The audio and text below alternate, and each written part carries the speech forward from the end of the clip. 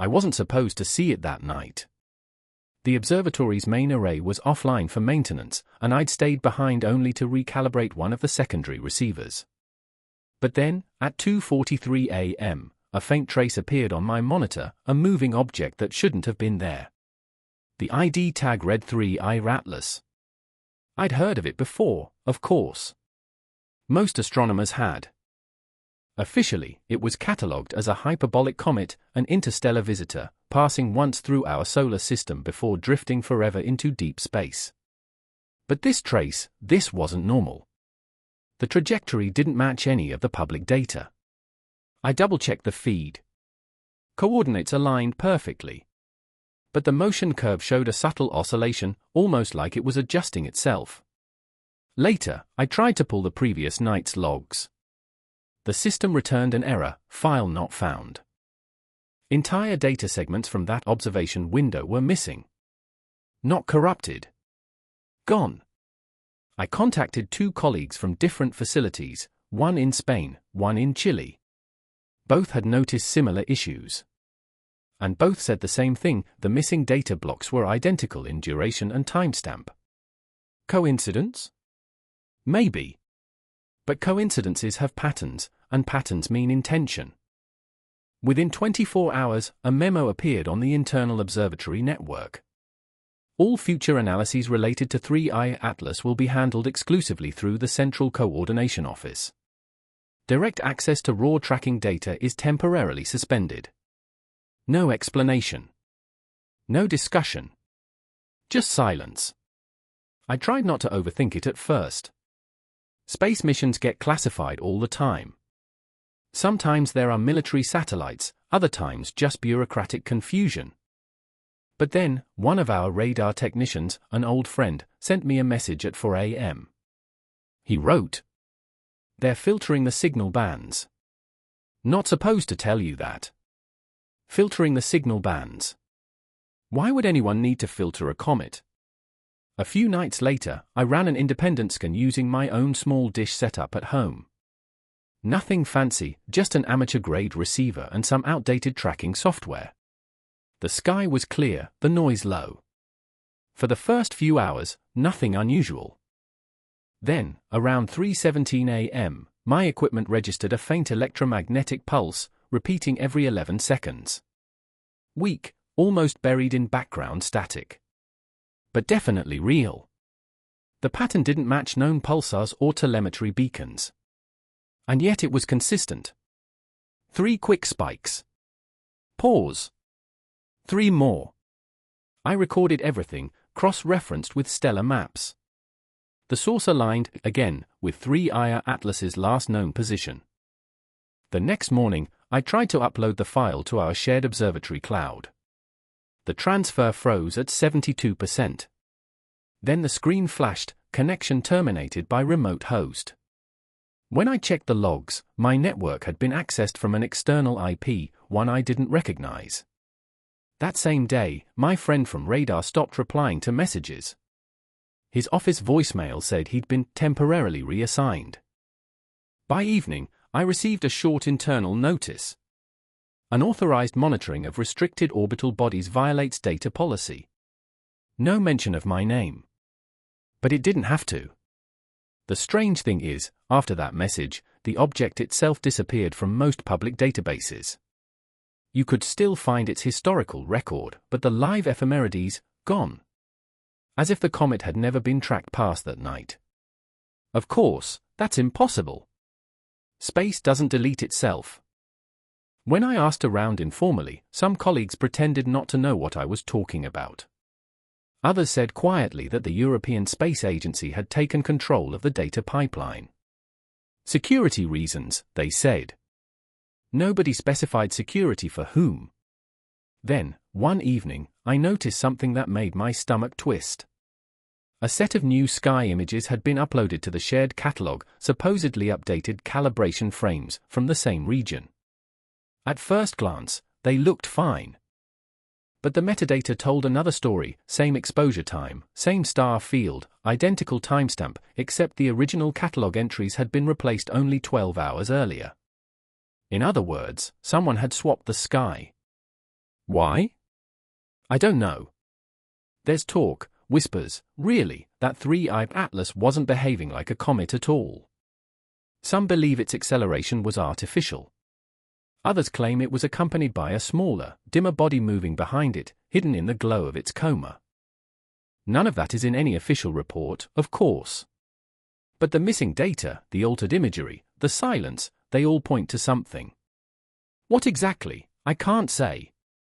All I know is this: since that night, every time I look at the stars, I can't shake the feeling that something out there is looking back. For a few days, I tried to act normal.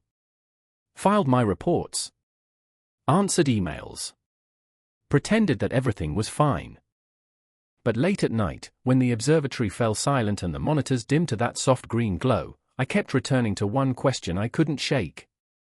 If the data was really being filtered, then what exactly were they trying to hide? It wasn't paranoia. Not yet. Just logic. Every dataset leaves traces.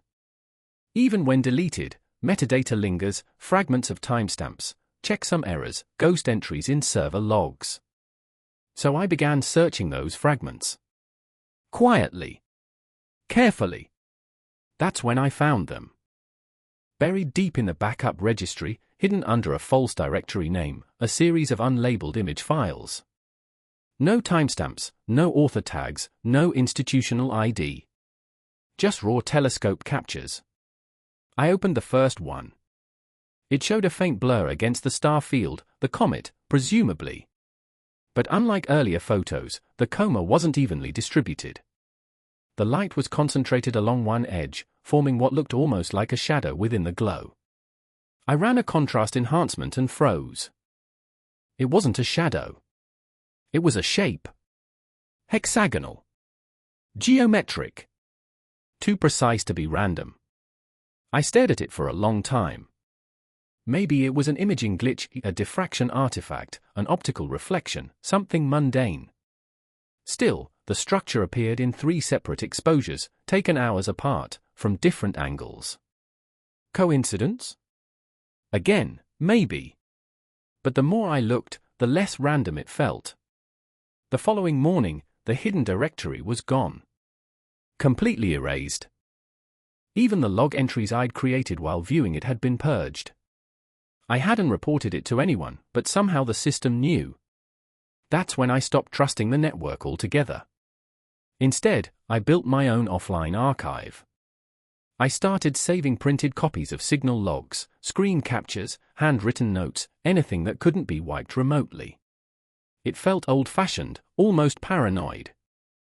But I kept remembering a saying from an old mentor. The more data disappears, the closer you're getting to the truth.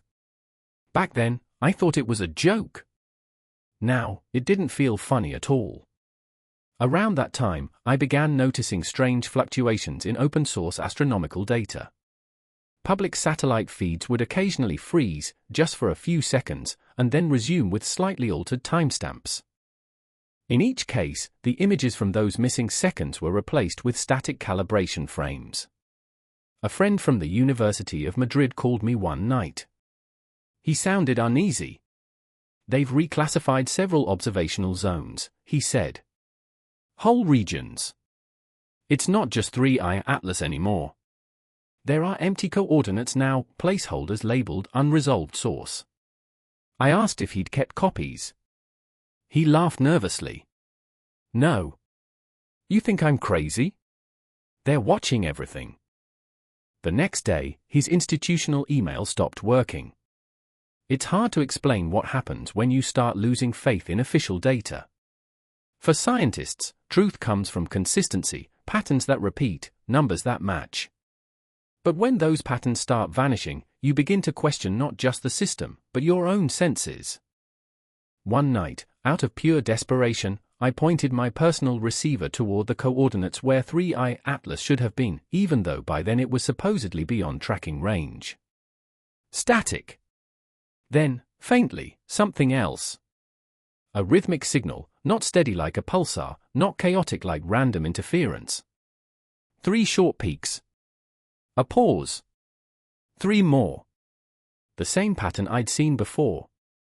This time, though, the signal was slightly shifted, the frequency modulation suggesting distance compression, as if the source were slowing down. Slowing down. That shouldn't be possible for an object on a hyperbolic escape path. I logged the data, cross-checked it with stellar drift equations, and sent a single encrypted message to a colleague in Prague, one of the few I still trusted. Hours later, he replied with just 3 words. "You're not wrong." No explanation. No follow-up. He didn't respond again. Within a week, rumors began to circulate in encrypted forums, quiet, coded discussions among astronomers and engineers. Someone claimed that 3I Atlas wasn't alone. That deep space arrays had detected a secondary reflection moving behind it. Dimmer, smaller, perfectly aligned, as if tethered. No official confirmation, of course. But the pattern of deletions, the missing signals, the vanishing colleagues, all of it painted a picture I couldn't ignore. And just when I thought it couldn't get stranger, a small package arrived at my office. No sender. No markings. Inside, a single flash drive. I should have thrown it away. Instead, I plugged it in. It contained only one file, a high-resolution image. The header metadata placed it 2 weeks prior, taken by a telescope I recognized, one that wasn't supposed to have access to deep space targets. The image showed 3I Atlas, or what we thought was 3I Atlas, but with a new detail, a faint band of light stretching behind it, perfectly straight, cutting across the black like a filament. A tether. A trail. Or something else entirely. The file's coordinate tag read, classified sector. I'd never seen that label used in any civilian system. When I checked again an hour later, the file had vanished from the drive. The device itself? Gone from my drawer the next morning. I still don't know how. All I know is this: the more we try to look at 3I Atlas, the less we seem to find. And maybe that's the point. The blackout started without warning. At exactly 1:14 a.m., every radar feed in our network went dark, one by one, as if someone were flipping switches across continents. Our backup systems failed 30 seconds later. For the next 4 hours, the sky went silent. At first, I thought it was a technical glitch. Power surges, bad weather, satellite interference, anything ordinary. But when the network came back online, I checked the logs. Each observatory had recorded the exact same downtime, 4 hours, 3 minutes, 22 seconds. Perfectly synchronized. No natural failure is that precise. A short internal memo appeared the next morning. Temporary loss of data due to atmospheric interference. No further action required. No further action. As if you could lose nearly 5 hours of cosmic observation and call it nothing. Still, what bothered me most wasn't the blackout, it was what came after. The new data looked wrong. The star fields had changed. Not drastically, but enough for anyone who'd spent their life studying the sky to feel it immediately. Some star magnitudes were altered, coordinates shifted by fractions of an arcsecond. You wouldn't notice unless you compared them side by side, but I did. And I knew. It was like someone had redrawn the night. That same evening, I got a call from a contact in Geneva, an analyst with access to European deep space telemetry. His voice was tense. "They're scrubbing the frames again," he said. "Not just optical this time, radar, too. Whole frequency bands are being overwritten." I asked him why. He hesitated. "They say it's security. But no one will say what kind." The next morning, his number was disconnected. After that, things moved fast. Some observatories were quietly told to redirect their instruments to other projects. Others were temporarily closed for recalibration. The official story was that everything was routine. But astronomers talk. And rumors spread faster than data.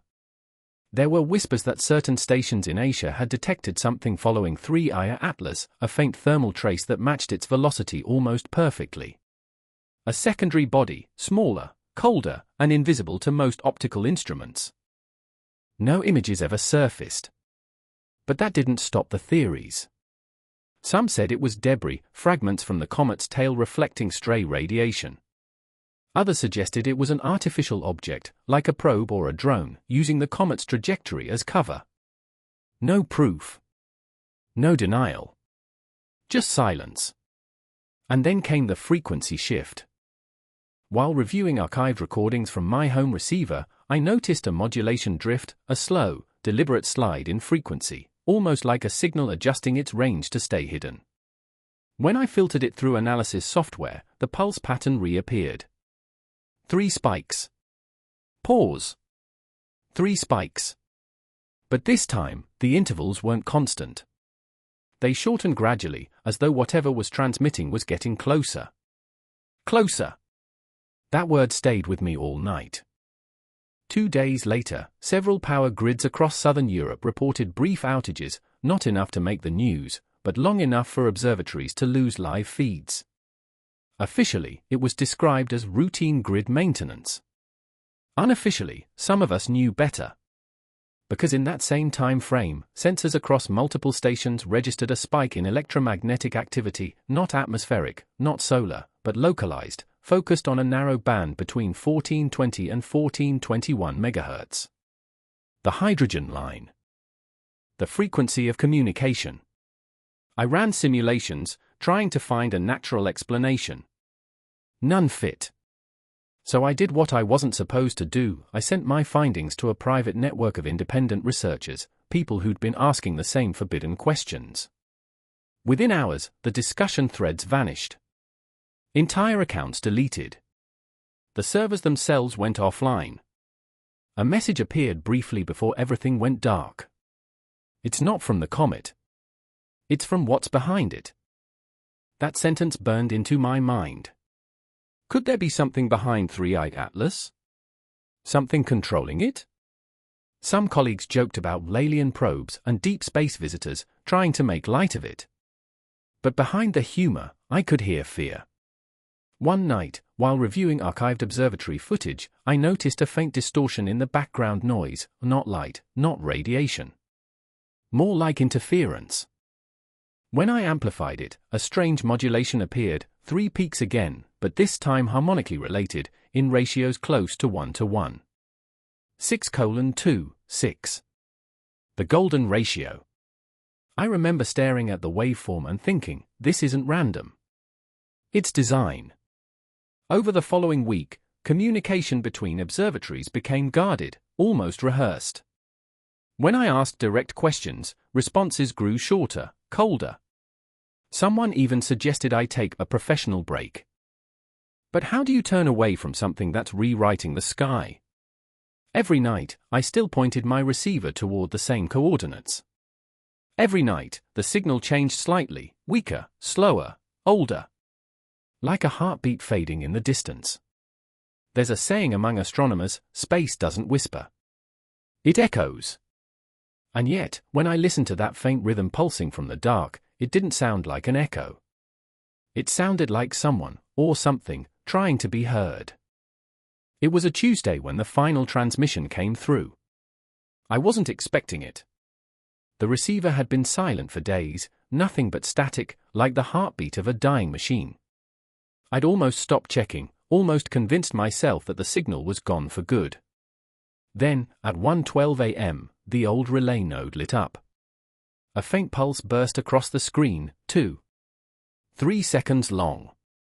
It came from the same coordinates where Three-Eyed Atlas should have been. At first, I thought it was a glitch. But when I ran the waveform through a fast Fourier transform, I froze. 3 peaks again. But this time each carried a harmonic signature, layered, structured, almost musical. The ratios between them formed a pattern close to 1:1. 618:2, 618. The golden ratio. Nature's fingerprint. For a moment, I just sat there, staring at the data scrolling across my screen. The numbers looked too clean, too deliberate. It didn't feel like a comet. It felt like an answer. I tried to forward the file to my contact in Chile. The upload failed 3 times. Each attempt ended with the same message, Restricted route. When I checked the local logs, an unfamiliar IP address appeared under active observers. Someone was watching my network in real time. 5 minutes later, the power went out across the entire neighborhood. The official report the next morning said it was routine grid maintenance. Maybe. But the timing was perfect. Too perfect. When the power returned, my inbox was empty. Every email, every attachment, every backup related to 3IO Atlas, gone. Even the offline drives connected to my computer showed directory unreadable. I checked the National Astronomy database. My credentials were revoked. My name quietly removed from project access lists. As if I'd never worked there at all.